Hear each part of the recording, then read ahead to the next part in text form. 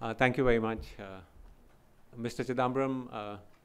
Ladies and gentlemen, first of all, let me thank the ORF, for organizing this. I think it's important that we have a debate on national security strategy.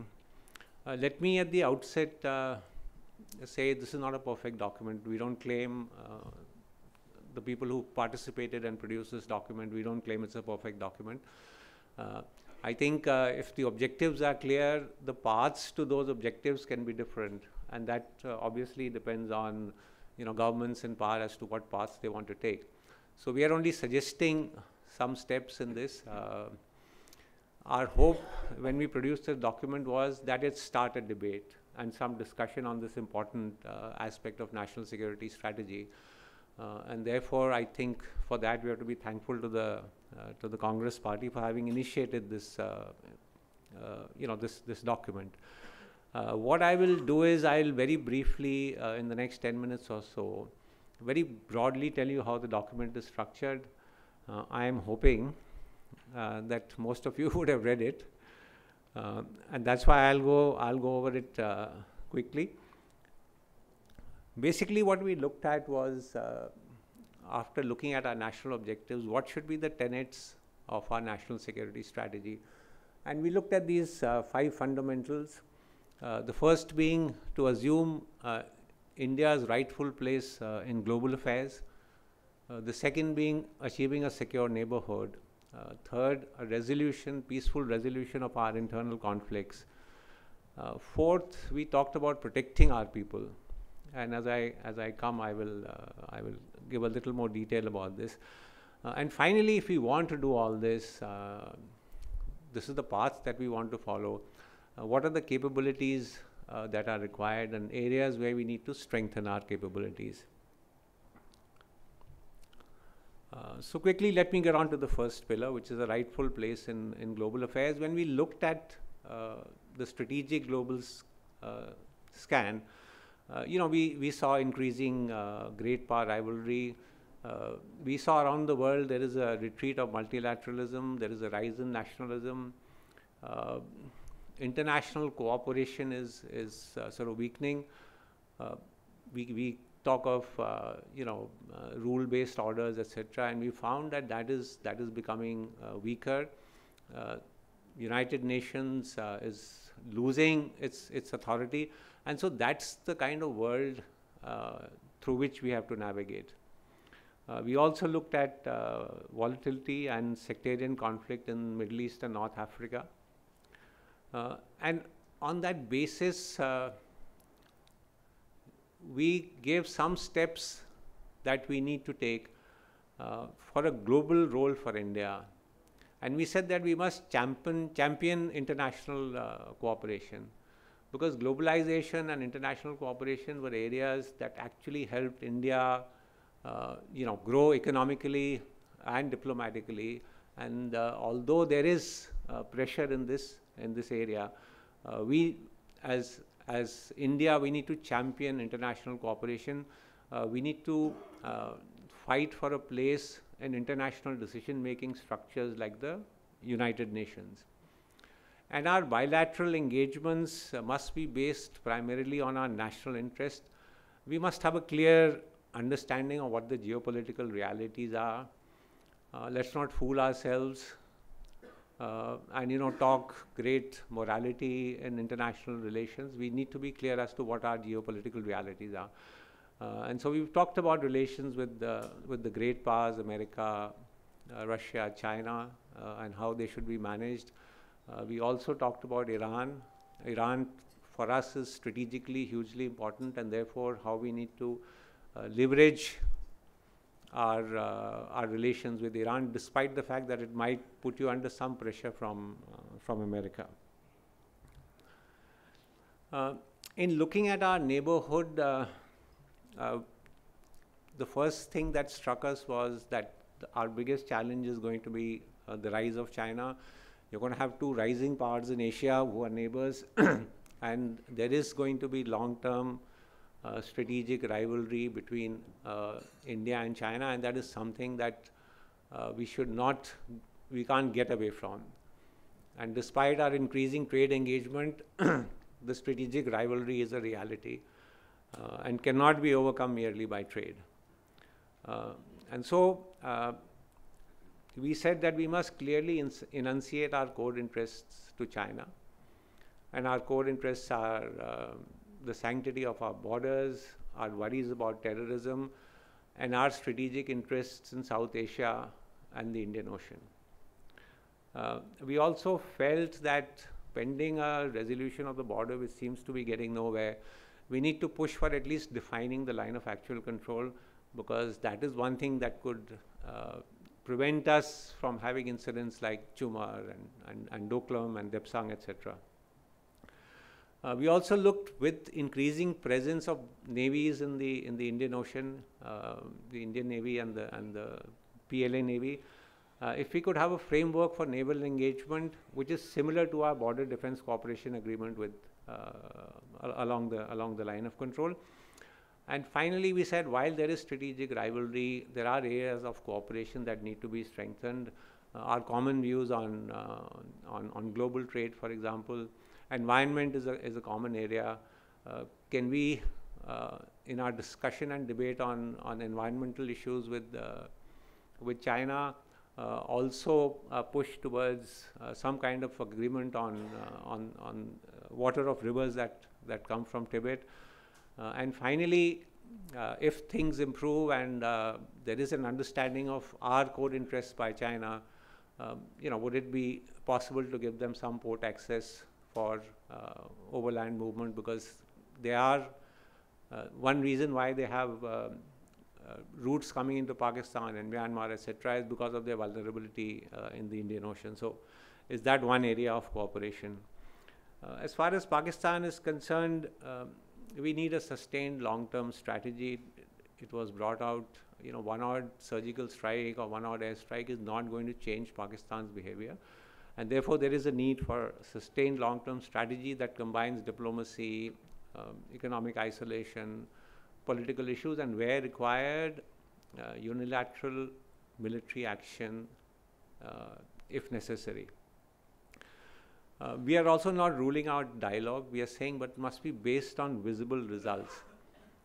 You just can't talk if nothing is moving forward and there are no visible results. So, based on visible results, we can have a dialogue. And I also think we should enhance our engagement on nuclear issues, so that every time this nuclear card is not being flashed. Now, whether it is possible, it is not possible, is something that we can see in the future. On Afghanistan, we've talked about supporting an Afghan-led, Afghan-owned peace process, and no direct engagement with Taliban. I know there can be a debate on this. It was our feeling that no major strategic interests are going to come by our engagement with Taliban. We've had great relationship with the Afghan government and the Afghan people, and that's the engagement that we must support. Cooperation in the neighborhood is obvious, improving connectivity, engagement with ASEAN. And finally, as far as the Indian Ocean is concerned, regional maritime cooperation. We have the Indian Ocean Rim Association, which needs to take in more countries, and the Indian Ocean Naval Symposium that needs to be strengthened. We have the capability for humanitarian assistance, but we need better regional coordination to be able to do that. And similarly, a code for unalerted encounters at sea, so that the Indian Ocean remains peaceful. On internal conflicts, Jammu and Kashmir, there are two equally important issues: the transnational content, which is Pakistan's support to terror, and our internal dimension, which cannot be ignored. There is anger, alienation in the valley. There is growing radicalization, and both these issues, Pakistan as well as our own internal issues, need to be tackled with equal emphasis. I am a great fan of saying, normally, you have one center of gravity. I'm a great fan of saying that there are two centers of gravity. Both need to be tackled, Pakistan and the internal part.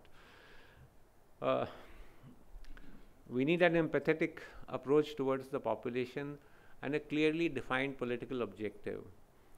Why I'm saying is, very often we've had a separate political and a military strategy in Jammu and Kashmir, and that's why we often hear, the military has brought the security situation under control, but the politics hasn't followed.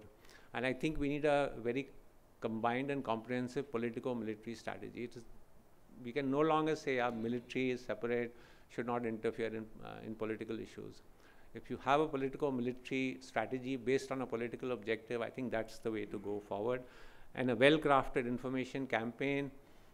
Today there is a feeling in the valley that, the government is harassing us. The state is at war with its own people. I think we've not been able to give a well-crafted narrative to the people in the valley that we care. As far as the Northeast is concerned, there was a feeling that greater focus on development and integration are sort of key steps, because insurgency per se has reduced to quite an extent in the Northeast.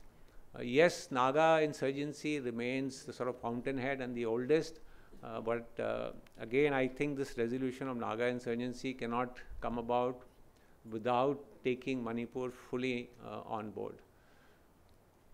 So trying to deal only with Naga groups by themselves and keeping Manipur out, I think is a strategy which is not going to succeed. And finally, as far as the NRC and Citizenship Amendment Bill are concerned, we don't know how many people will finally get left out of the NRC, but it's going to be significant numbers. And how you deal with these significant numbers. You don't want a disaffected section of the population, within Assam. And finally, as far as the Citizenship Amendment Bill is concerned, I think it was, the introduction was premature. There needs to be greater debate on this. There needs to be political consensus on this issue. On left-wing extremism, the root cause is the aspirations of the Adivasi tribes, and I think that's something that needs to be looked at. We need a unified approach across all states so that we can tackle this problem properly. And significant improvement is required in the capability of security forces in terms of intelligence, training, etc. We also looked at transnational terrorism, and while we said that the footprint of organizations like the Al-Qaeda and the Islamic State is not much in India, however, it's a problem that we cannot just wish away. How do you deal with these organizations? Our feeling was that you need interagency task forces. If you want to deal with Al-Qaeda, you need to talk to foreign governments, you need intelligence, you need to look at funding, you need to look at cyber issues. I'm afraid one agency cannot look at all this, and therefore you need interagency task forces to come and focus on separate groups. And finally, we need an organization for countering the extremist narrative. Some organization which is going to look at content of Al-Qaeda, Islamic State. They run a very sophisticated information campaign, and I think to counter that sophisticated campaign, we need our own organization. And this organization must look at all extremist content irrespective of ideology and make sure that that content is put out.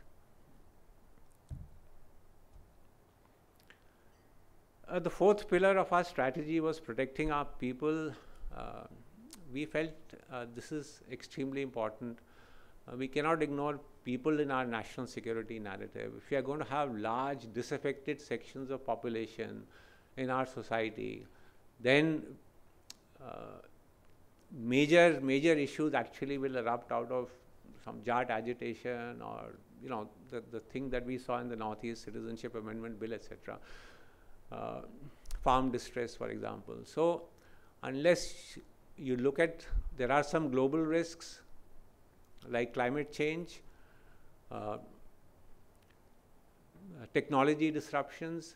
There are some issues which are going to be domestically driven, like our own demography and young people who are coming into the workforce.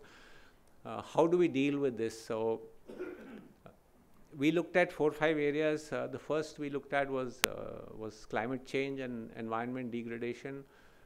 this is having a major impact on the rural sector. Rising temperatures, loss of labor hours in the farm sector. You got loss of crops due to ozone.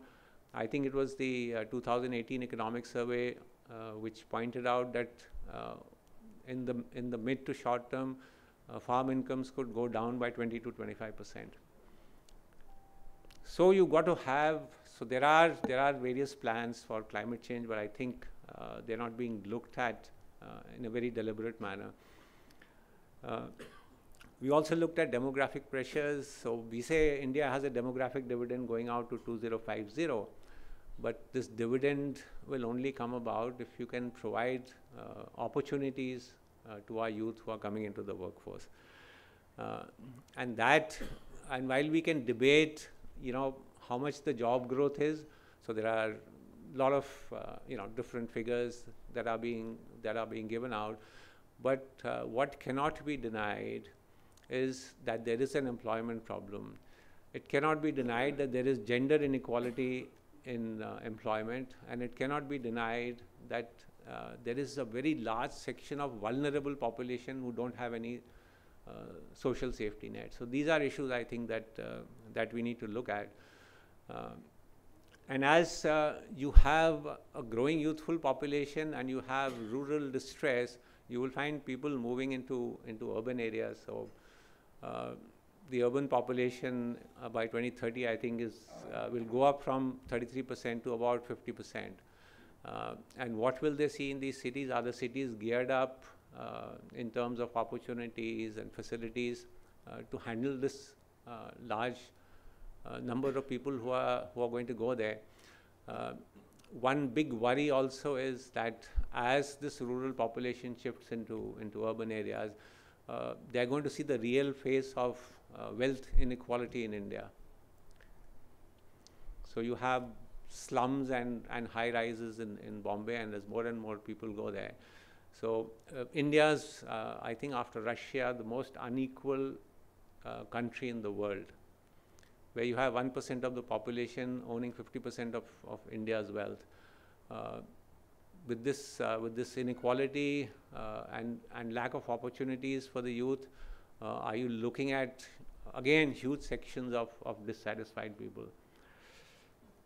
Technology disruption, you're all aware. Technology is changing at a hugely dramatic rate, but it's also disrupting patterns of work. It's disrupting ways in which governance takes place.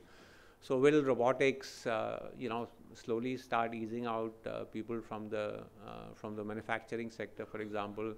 Will AI start easing out jobs from the services sector? Are we skilled? Are we carrying out the skilling of people, young people who are going to come into these new technology sectors enough so that they find opportunities? We do say that India is very tech savvy, etc. But have we created that kind of infrastructure and that kind of opportunities for people to be able to take advantage of technology? Or are we going to create further inequality? So we say there is a huge internet penetration in India, but we looked at a 2017 survey which said only 1 in 4 adult today in India uses smartphone on internet. So there is still a deep digital divide, and this digital divide can again reinforce inequality, because people cannot take advantage of this new technology that is coming in. Now, one more small area. So you have great advantages in genetic modifications, medicines, etc., which can enhance capability, both mental and physical. But is this going to be available to the whole population or only the rich few? And if it is going to be available only to the rich few, is it again going to fuel a sense of inequality among the people? And finally, we looked at some cyber threats. And in this part of cyber threats, we largely looked at social media and how it is having a sort of a disruptive effect. And this is all driven by the fact that our personal data is just available to anybody to exploit. So the need for a privacy law that needs to come in. Do we need data localization? I know again there is a lot of debate on this. Should we localize personal data? We have suggested we should, because we think threat to social cohesion is more important than economics. But again, these are issues that can be debated. And finally, we looked at some issues of economic security and energy security. And in energy security, we looked not so much as India, becoming sort of secured in energy, but how to provide energy down to the common man, to the last man. How do we provide him clean energy? And our last part was on strengthening our capabilities. So if this is what our sort of vision is, these are the challenges that we face. What are the areas in which we need to strengthen our capabilities? And we looked at our land and maritime borders. There is a weakness right now along the line of actual control, because our infrastructure development is not keeping pace as it should. Despite all claims that we've speeded up infrastructure construction, in the last 3 years, the number of the kilometers of roads built on the line of actual control has varied between 98 and 103. That's the pace at which we are building roads. So despite us saying we've done this, we've speeded it up, we've just gone from 98 to about 102, 103 kilometers. And the second weak area is Manipur, where our border management is again extremely poor, and that permits insurgents who are based in Myanmar to move freely in and out. The Manipur and the border with Myanmar, that management of that border is extremely weak. We also looked at our maritime borders and what needs to be done.